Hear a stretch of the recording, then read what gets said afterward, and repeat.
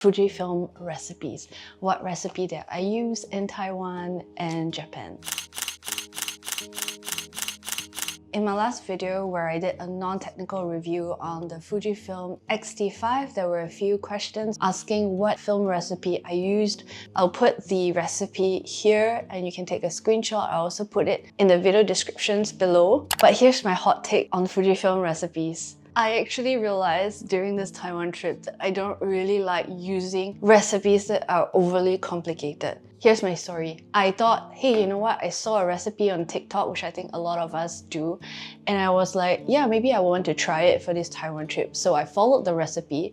And when I started shooting it, I realized that it slowed down my camera so much, like so much. It would take a good few seconds to process because of all these added elements that was going into this film recipe, which I understand because it's basically like someone post-processing your photos on the go. I went to go and do a little bit of Google research and I realized that in particular, the clarity element of a recipe can cause the processing speed to really slow down a lot. When I experienced that, I was like, this is really not for me. And also because sometimes when you follow a recipe wholesale without tweaking it, there are certain things that maybe you don't like, but you don't realize it because you are only looking at your photo on a small screen, and then when you blow it up, you realize that that's too much grain. So that's what happened for me on Taiwan day one, where I took someone else's recipe and just copied it wholesale and tested it out. And that was my very first time like really following someone's recipe and the elements in it. I think that recipes are a very personal thing, and I want to share with you my approach that I preferred when it comes to Fujifilm recipes, and it's just to share with you my thought process, and you can see how you are able to find a Fujifilm recipe that really works for you in the particular country or place that you are visiting. Because of the vibes, the way people set up the light in a particular country, and the positioning of the sunlight to the position of the earth and how close we are to the equator and how far away it is, light hits that country very differently. And so what I like to do is when I visit a new place,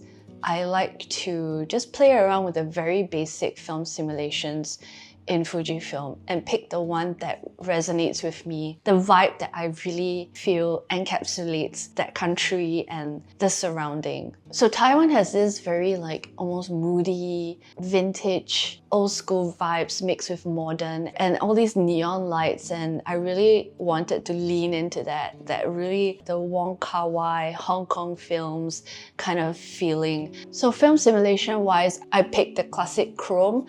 And then I would go into the white balance and kind of pick the two colors that I feel represents the place the most. So for Taiwan, I felt like leaning into that kind of green vintage feel was a color that helped me really capture the essence of how I felt in that country.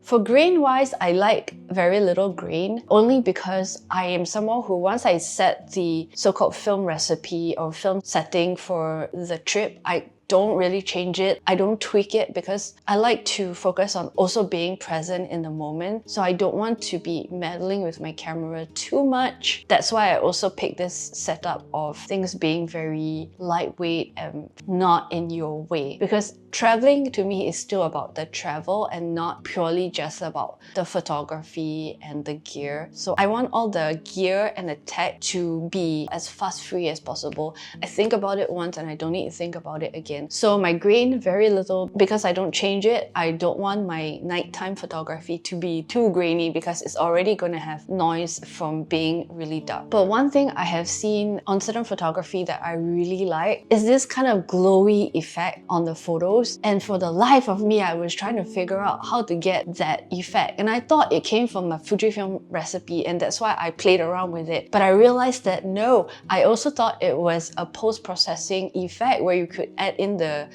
glow. Also, no. Well, maybe yes, but I couldn't find the right tool, and I realized that they were actually using a pro mist filter on their lens to get this kind of effect. So there are different so-called power of how misty your thing can look. 1/8, 1/4, and half. I just ordered mine on one of the shops on Shopee, and I had to order a 1/4 strength. I wanted to order a half strength, but because it has to fit my lens, and for some reason my lens, it is very hard to find that particular size for the half strength, so I'm going with a 1/4 strength. And when it comes, I would definitely make a new video. We'll have fun with that lens and lens filter together.